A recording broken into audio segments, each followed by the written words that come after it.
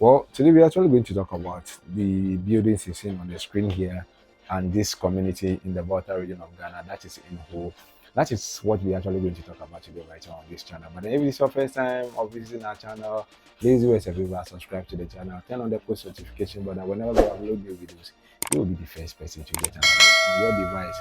Why this community today? Well, now we are actually going to switch from most of the bubble we'll be posting right on this channel, and we start bringing you updates concerning trending issues and also developmental issues right on this channel. So if you come here, just because of World War Chillers, there's going to be World War, but not frequently because the system is actually flagging most of our videos now when it comes to mobile. So it's making it difficult for us to keep updating you or keep uploading new videos concerning mobile right here on this. Now back to the story concerning these pictures we see on the screen here.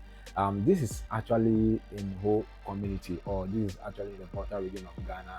The area is known as Big Cortex. Those of you who are actually residents of Ho or who actually grew up in the Volta region or in Ho might have come across this business before. You once passed there or you once stayed here before. I know most of you knows about the Big Cortex in Ho. It actually used to be a paradise on its own. It actually used to be one of the most beautiful communities that you can ever think of back in the days. Yeah, it used to be a community meant for the elite. It used to be a community, Charlie. If you don't get money, you don't go to this community or you don't stay here, because it was well structured in such a way that they have neatly constructed roads within the locality or the community, which is linking each of the houses you can see around. And it used to be having nice grasses all around. It used to be having nice hedges, nice fences with made of beautiful flowers all around, which used to be trimmed regularly. Pruning was done regularly, and it was one of the wonderful communities that one can ever think of or imagine of actually living here. It used to be a class on its own.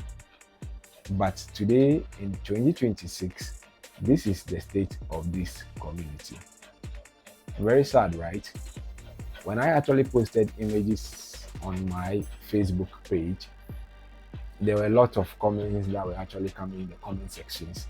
And I took my time and I read through some of them. And it may interest you to know that some people claim when they were staying here, when they were actually residing here with their parents, they used to deduct money from their salary. Whenever they pay them, they deduct money for maintenance purposes. Nothing has been done about it, especially when it comes to painting of the place. And some also claim that it is the responsibility of those that are actually residing there today.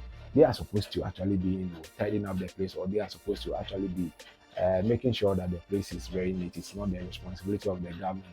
They love depending on the government too much. Well, that is a beautiful statement. And I know in Africa or in Ghana, most people always feel like government must do everything for them. Yeah, we know that is common in Ghana. But then there is one thing that we are also forgetting, that it is like the maintenance culture when it comes to most of the government properties in Ghana is something that we are not taking very, very serious. Most people are very, very apathetic towards government properties. Yes, because when they get to their workplaces, once it is not their property, they feel like it's not there is no need for them to actually do anything. You go to people's office, most of the government offices you go to, it takes only few like the financial institutions or the foreign ministries and the top ones that you go to. But when you go to most of the education offices, you see their desks, you see their office, some have been left and painted for several years. You go to home and you go to where the NSS office is, where you go to where the immigration office is, where you within that building or that fence, there are a lot of buildings there that for the past 10 years, some of them have not even seen the face of a paint. And that is the kind of maintenance culture we're lacking in this country, in Ghana.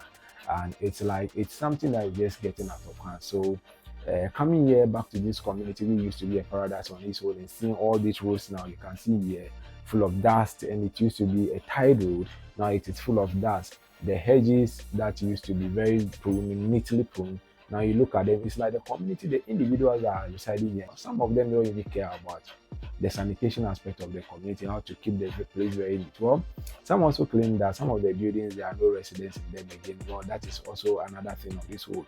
But it's like there are a few individuals in this community that feels like, yeah, where we are residing, there is a need for us to actually make sure that the community is very neat, the community is very clean, or our buildings are very clean. So they make sure I'm sure they use their own money in painting the structures, some of these structures you see here on the screen, which is very commendable, which is very nice, because sometimes wherever we live, it is best for us to actually make sure that we clean or we tidy up the environment very well, make it very clean. That attitude of being apathetic towards government property should be a thing of the past, because we are all contributing to this. And I always ask the question, whose responsibility is it to make sure most of these communities or these structures are well renovated, are well painted, and are well maintained all the time? When you get to most of the institutions we have in the country, which are governmental institutions, we have head of authorities, we have people that are actually in the realm of affairs. They are not institutions on their own without having leaders. There are leaders who can make sure that most of these things are actually dealt with. Is it that, or could it be that the most of these leaders are actually speaking about it, or they've been actually been advocating or making sure that they get money from the rightful sources to take care of all these things, and they are not getting the money, or it's like it is not my property, so I'm not going to take care of it? Well, if you know much about some of this, it's kindly share your thoughts with us in the comment section, and also let's have a review on this. Because when I posted that of what you see on the screen, the big Cortez poll, there were a lot of comments that were actually coming in the comment section, which shows that yes, indeed, those who once reside here knew that it was a paradise on its own, but then they are just so sad that it has become of this state in 2026. Who knows, in 2027 it's going to be worse, it's going to be bad than what we're actually seeing here. So let's have your thoughts and see if you can be able to start tagging the rightful authority or the right authorities that can be able to come here and make sure the necessary or the right things are done, so that this community can actually be given a face uplift, or can actually be dealt with or treated very well. Because this is actually closer to the roadside, which leads to the Stadium Gate shopping mall, popularly known as Electra shopping mall, and it's also closer to Parks and Gardens.